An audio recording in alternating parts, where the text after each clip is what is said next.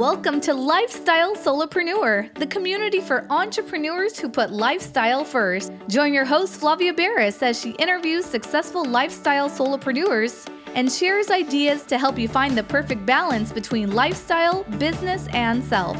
Flavia is an attorney, marketing expert, and founder of several online academies. She's been featured in major media, including BBC World News, The Wall Street Journal, The New York Post, ESPN Television, and more. Join us for this episode of Lifestyle Solopreneur.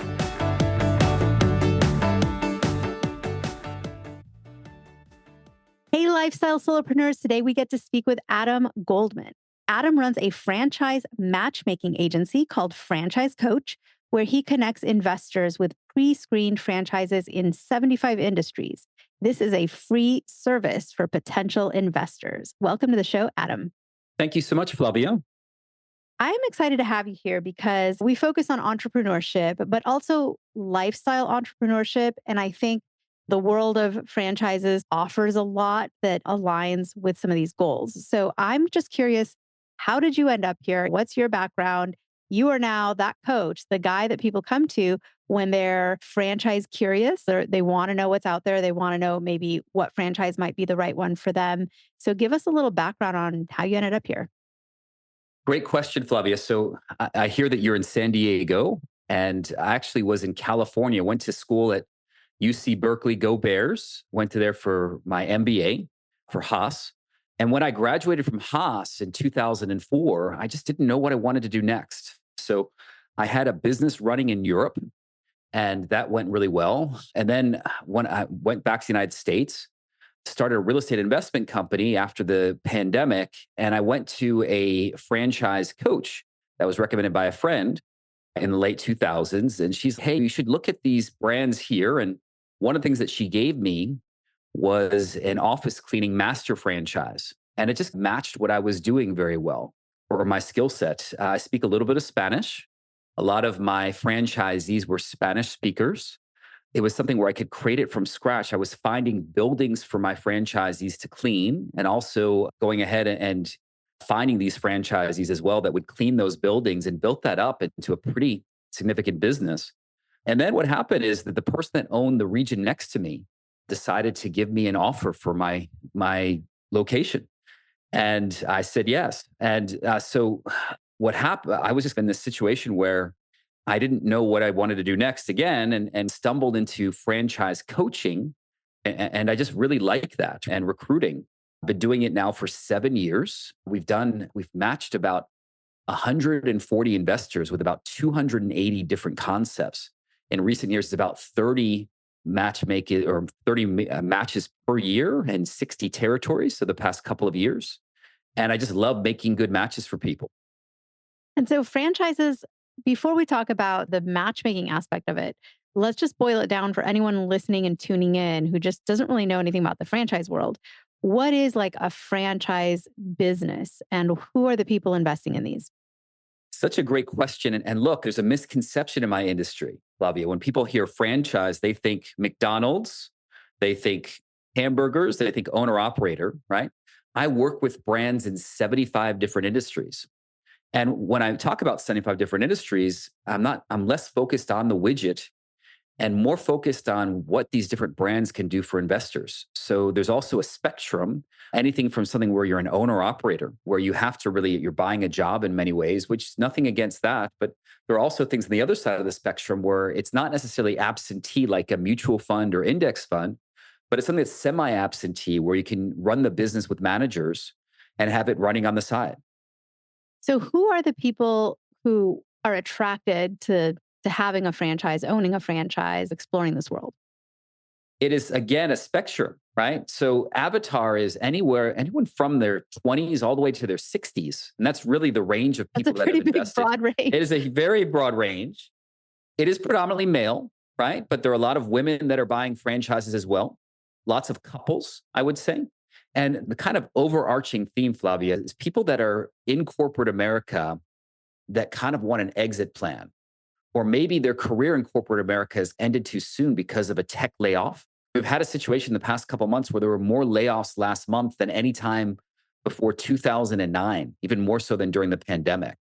So just all these different flavors. And a lot of people might even have a day job, but are looking for that exit plan. All these different types of people interested. It's obviously not a one size fits all. Otherwise, you wouldn't play matchmaker and match people up with what's best for them. So, what are the different kinds of franchises? Like, why would it not be one size fits all? What are the different things that people look for that may or may not be offered by a particular franchise? So let's first talk about the universe of franchises from an investment level. And then we can talk about the universe when it comes to how much time you spend. So if you're looking from a economic point of view, McDonald's is over $1 million, right? Let's separate franchises into brick and mortar retail, which means you have a storefront. And I'm talking about McDonald's or Orange Theory, right? On the high end, that could be seven figures or millions of dollars. And on the lower end, if it's a boutique fitness type place, that might be as low as 250 or 300. If you're in San Diego, it might be a little bit higher because of real estate. But then we have the non brick and mortar businesses, which have been very popular these past few years. And I'm not saying that I'd connect a potential investor with it, but an example of that would be something like a mosquito spraying franchise, one that's not that expensive to get into and has recurring revenue and no lease at an expensive retail location. And that can start as low as about $150,000 and go up from there. Now, if you talk about the spectrum of different businesses, let's start with the owner operators. I would argue that food, in many cases, is a very owner operator type business. In fact, if you buy a Chick-fil-A, my understanding is that you are signing on to being there full time. At 2 o'clock in the morning, if an air conditioning goes out, you've got to be the one to fix it. There are all these different issues to deal with. Let's talk about the other side of the spectrum. So I have things that are semi-absentee. In fact, one of my favorite industries, Flavia, is the salon suite industry. And what I mean by that is I'm talking about something where it's a real estate play where you don't even need any employees at all. In fact, in the past 3 years, within a 5 mile radius of my house, both Best Buy and Chuck E. Cheese have closed down and they've repurposed this space into a salon suite where someone's an investor and they rent it out for X and they're renting it out to salon or beauty professionals for a multiple of that. That's probably one of the least hands-on businesses I know because you don't have any employees whatsoever. So fascinating. So, what I want to know about franchises is when someone is interested in exploring that world, what would that first step be? Do they have to first look at their own finances, or do they have to talk to someone like you? Do they have to just sit down and write down their goals first? What would be that very first thing that someone does if they have an inkling that this may be the right path for them? Great question. So look, the first thing that needs to happen is they need to really have an underlying reason for this to happen because it's not that cheap to invest in these things. The second thing is they need to make sure that they have enough money, right? So you need to have at least $50,000 in cash and $150,000 in net worth for most of the franchise brands in my portfolio. And I have 75 different industries represented. And then I think that's enough to give someone like me a call. And the reason why I say that is I work with people that are motivated that didn't even know anything about franchises besides Chick-fil-A or McDonald's. And that's okay. It's not like you need to be an expert ahead of time. I've been doing this now in this industry in one role or another now for 14 years plus. I'm happy. I've seen it all in 14 years of doing this. So I know there's entrepreneurs out there who are in that entrepreneur phase. Maybe they're still working a corporate job or some other kind of job, and they want to be their own boss. They want to start some sort of a business. And those people may have a very firm idea. Like they may have a dream and be like, I want to start a business baking vegan dog treats and selling those. And they have just such a clear vision. But I know there's a lot of people who are also open, just I want to be my own boss. I want to start a business. I just have no idea what that would be or look like. And are those the people who should be shown this whole like a binder full? We don't use binders anymore, right? Nothing these days is hard copy, but let's say it was like a binder full of like ideas you can just flip through and say, does this inspire me? Does that inspire me? Could I see myself doing this? Should people pick a franchise based on their own passions and what they find super interesting? Or maybe not, and maybe pick something boring, but that's going to make a great return and a great income and be solid for them. What are your thoughts on all of this, like the psychology behind it? There are a lot of questions packed in here. Let me try and address them. The first thing that I want to address is this. There's certain people that this probably isn't a fit for. So if someone says, hey, I want only to have a dog business and it's got to be, the flavor has to be, I don't know, whatever that flavor might be, then there probably isn't a franchise that's selling dog treats that are organic and only that. They're not really open minded. Or the analogy also is that if someone's opening a McDonald's and they want to sell gyros or eros, and all they want to do is to have not golden arches, but some other way of doing it, probably not a good fit because you're getting value from the franchise system by following the system, right? The process and the actual brand. But the second part of that question is about having a binder, yes, and passion. Look, you're talking to exhibit A. It's I woke up every morning and said, oh my gosh, I can't wait to clean toilets for a living. But what I did wake up getting excited about is look, Jose, he's trying to get his kids through college and I'm empowering him to clean this facility. It needs my help. Or my client that had some sort of a spill the night before, taking care of that and adding to the value of the client's location. That was empowering for me to support my franchisees. So don't mean to give a long answer on that, but look, I think it's helpful if you're passionate about whatever it is you're doing, right? But that passion might not necessarily be what you're doing itself. It might be what the business means. Meaning, are you growing it? Are you scaling it? What does it entail? Is it something good for society? So, what are some of your sort of favorite franchises? And obviously, it's like picking between your kids, right? You can't call any of them your true favorite because the other ones might get offended. But what are some of the ones that maybe people haven't heard of yet or seen in their town, but are some of the ones that you're keeping an eye on as new to the industry and exciting and have quickly become some of your go-tos to at least introduce to people? So let's not talk specific brands, but I want to talk about industries that excite me right now. So some things that really come to mind is I have a brand that's in the ADU space, which is an accessory dwelling unit.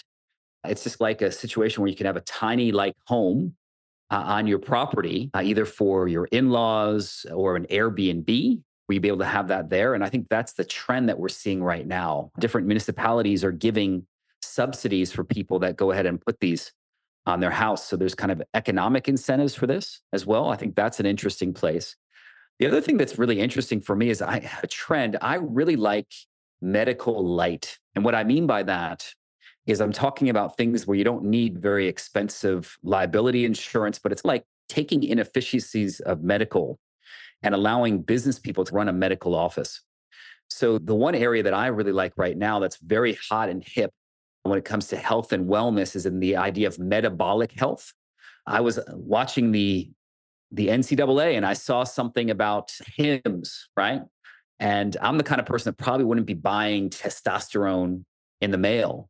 And what I would say is I think there's some sort of a market now for people, especially with us getting older, for having metabolic health or things related to health, but having the idea of a hospitality mindset between four walls where you can have that done and have a business that is medical related where you don't necessarily need to be in a position to actually start it. I think that's really a powerful industry to look at right now as well.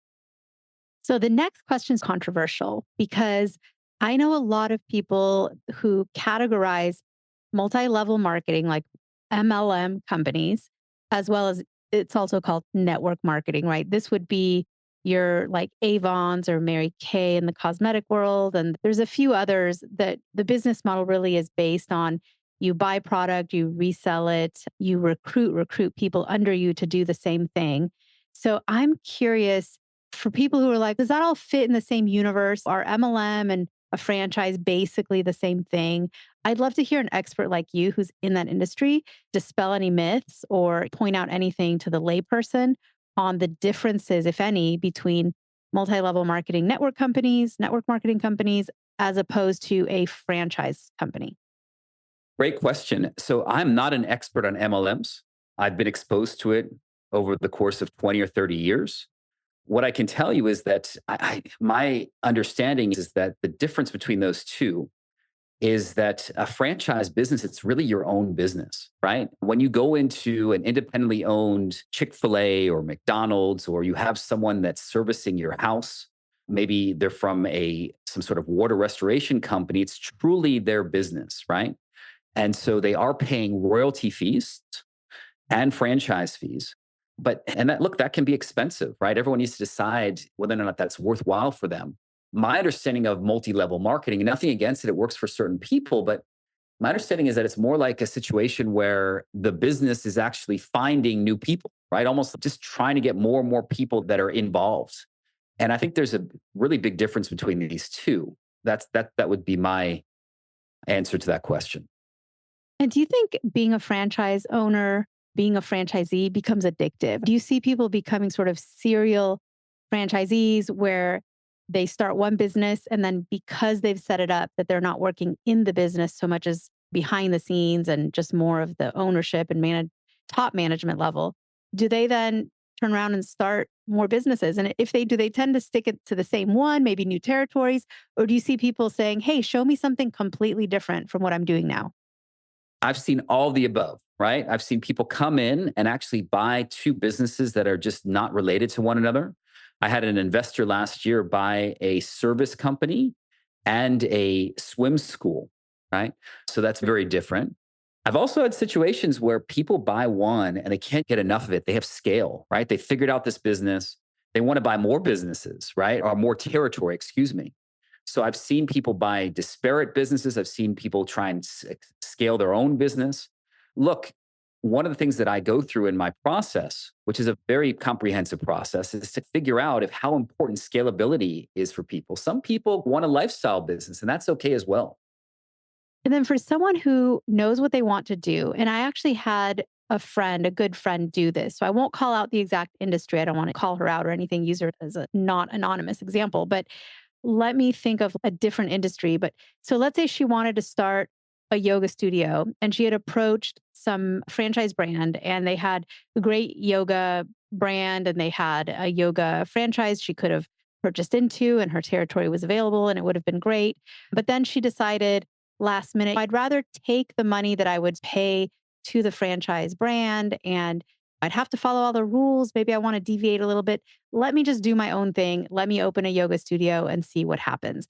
So I know that you probably talk to people who are on the fence that way.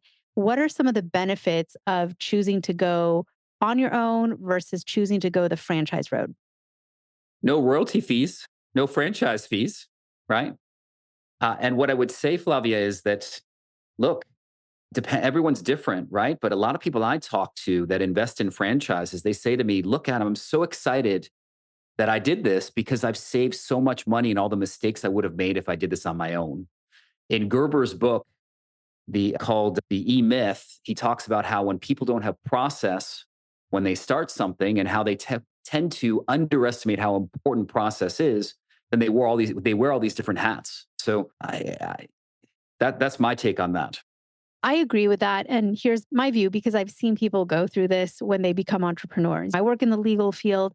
So I do get involved at the beginning level when people start a business because they do come to lawyers. They ask us to set up their LLC and trademark issues and copyright and all the things when they're putting together their products and their business and naming things. And I think they do love sometimes that creative process where they get to invent from a blank canvas, but it can get overwhelming very quickly. I've seen that too. I've also seen businesses fail because an entrepreneur didn't think of all of the things that go into process, or they're really just trying to reinvent the wheel and invent it in the first place because it's maybe a brand new business to them that they've never done before. So they've never had the opportunity to learn from mistakes or to pivot and reformulate things and figure it out. And they're just doing it from the ground up with all their own money. And if it fails, and that could be tragic and that could really be very demoralizing and a major setback for some people, especially if that was their one shot. They'd saved up the money, they were going to start a business, they jump in and they just don't do everything they should do. The business fails. And then now they're crawling back to a job they hated that they used to have. So I'm big on franchises. I think it's a great model. I know that for anyone who's former military, franchise companies tend to really love people with that kind of a background because they know that you're a hard worker probably and great at following process checklists and doing things orderly. And so I'm very much pro the franchise model for sure. As am I. So tell us a little bit about how people learn more about you and your business. So if someone is interested in exploring the world of franchising, how would they reach out to you to learn more about you, to follow you, to connect? Best way is to go directly to my website, FranchiseCoach.net, and you'll find a place to kind of book a time. And look, I always have 5 to 10 minutes to talk to someone. And if I don't think you're a fit, I'll promise to tell you that I don't think you are. I love that. Love the honesty, love the transparency. And I know that you've helped a lot of people achieve their goals and dreams. I'm so grateful to you for being on the show today, helping open up our horizons. And a lot of people listening are probably thinking to themselves, I've always wanted to start a new business, and maybe this is the direction to go in. So, Adam, thank you so much for being on the show today. Truly appreciate your expertise and your time. Thank you so much, Flavia. Hey everyone, thank you so much for joining us, and I hope you enjoyed the show. Don't forget to subscribe to this podcast, and if you leave a review on iTunes, I promise I will read every single review. If you know someone who makes a full-time living from part-time work, and maybe this is you, please visit lifestylesolopreneur.com to nominate a guest or to nominate yourself. Because remember this, money doesn't buy happiness. But money in the hands of a happy person, there is no greater tool. Today's episode was brought to you by the Get Shift Done program. It's a lifestyle-changing online class to help you define your business and lifestyle ambitions, and to set goals in a way you've never experienced before. This class will 10x your daily productivity with methods that will blow your mind. And if you use the coupon code podcast, the class tuition is 99% off. Visit GetShiftDone.com to enroll today.